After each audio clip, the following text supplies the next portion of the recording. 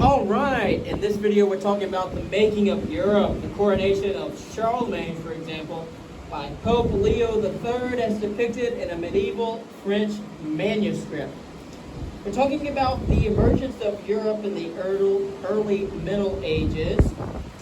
Then we will move on to the history of Europe in the High Middle Ages, and then we'll talk about medieval Europe in general in regard to the rest of the world. We're talking about year 500 onward from the decline of the Western Roman Empire.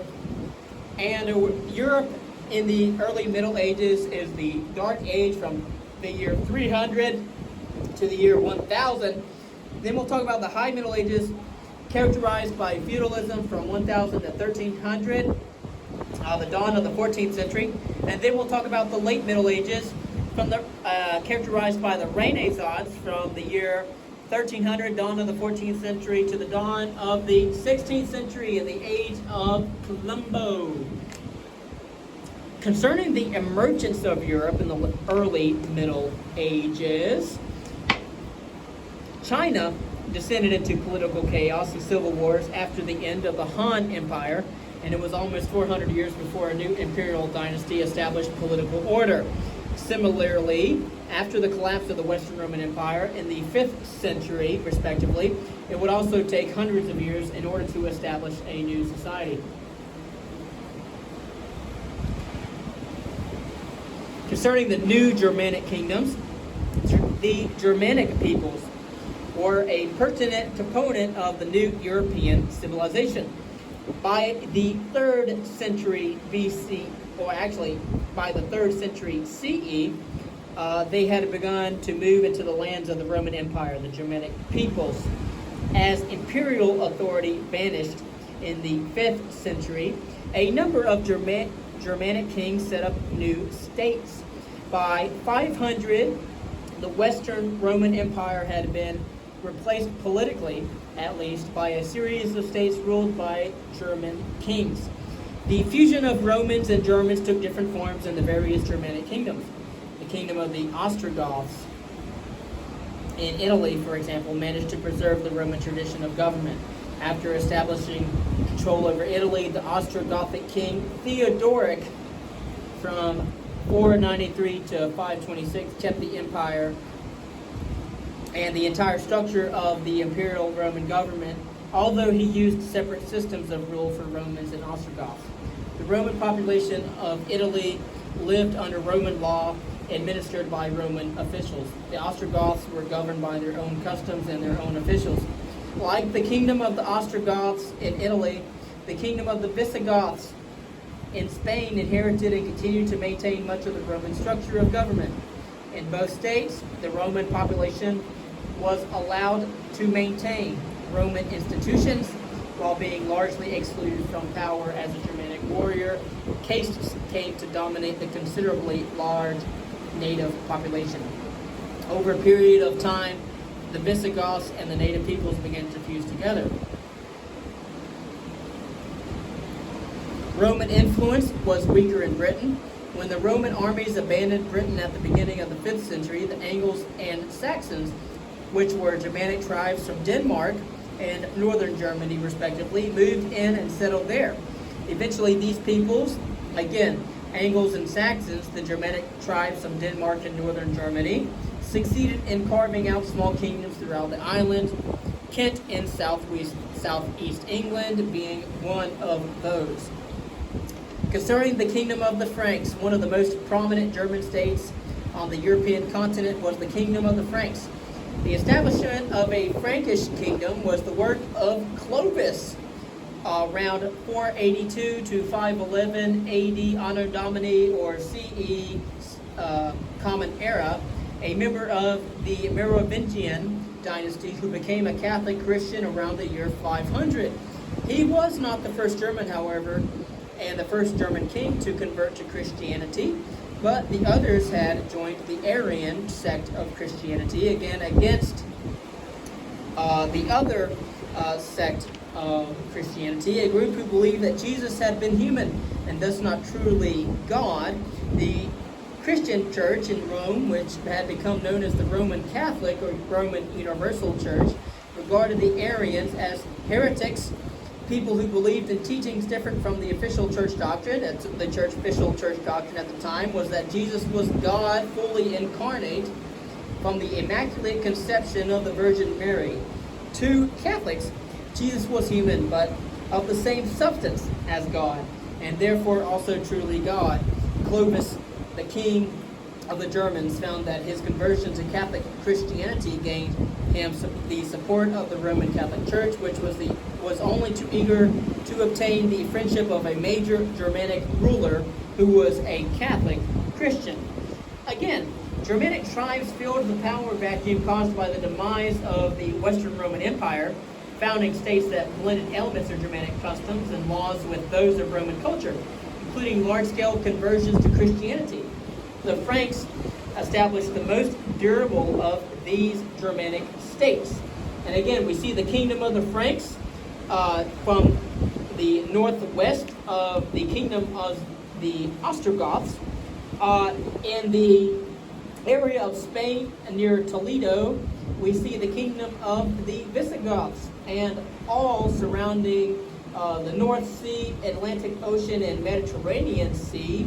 We see the Byzantines going out to the south of Sicily to Carthage, where the Vandals were. And the Lombards and the Burgundians were around between the kingdom of the Franks and the kingdom of the Ostrogoths. We see the Jutes and the Danes around the North Sea with the Frisians and the Saxons. The Celts and the Picts are over there on the British Isles. And we have the political division of Britain, which was composed of the Angles, the Saxons, the Jutes, and the Britons.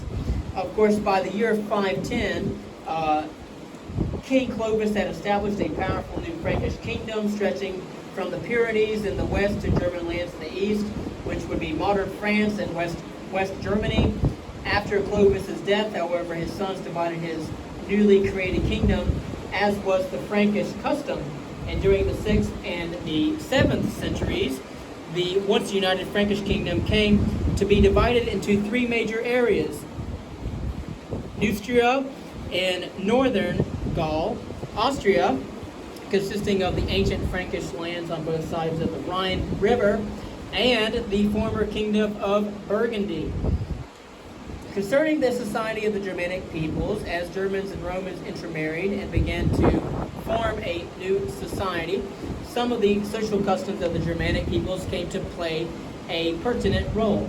The crucial social bond among the Germanic peoples was the family, the nuclear family, especially the extended family, also of husbands, wives, children, brothers, sisters, cousins, and grandparents. The German family structure was quite simple, however. Males were dominant and made all the pertinent decisions. A woman, however, obeyed her father until she was married and then fell under the legal domination of her husband. And for most women in the new Germanic kingdoms, their legal status reflected the marital conditions or the material conditions of their lives. Most women had life expectancies of only 30 to 40 years, and perhaps 15% of women died in their childbearing years, no doubt due to complications associated with childbirth. For most women, life consisted of domestic labor, providing food and clothing for the household, caring for the children, and assisting with farming chores. The German conception of family affected the way that Germanic law treated the problem of crime and punishment. In the Roman system of law, as in our own system of law, a crime such as murder was considered an offense against society or the state, and was therefore handled by a court that heard evidence and arrived at a decision. Germanic law was personal. An injury to one person by another would or could lead to a blood feud. We've all heard of family feuds in which the family of the injured party took revenge on the family of the wrongdoer. Feuds could indeed involve savage acts of revenge, such as hacking off hands or feet or gouging out eyes. And because the system could easily get out of control, an alternative system arose that made use of a fine called Wehrgeld. which was paid by a wrongdoer to the family of the person injured or killed. Vergeld, which literally means man money, was the value of a person in monetary terms. That value was varied, and it varied considerably according to social status. An offense against a nobleman, for example, cost considerably more than one against a free man or that of a slave. Germanic law also provided a means of determining guilt or innocence, the ordeal. The ordeal was based on the idea of divine intervention.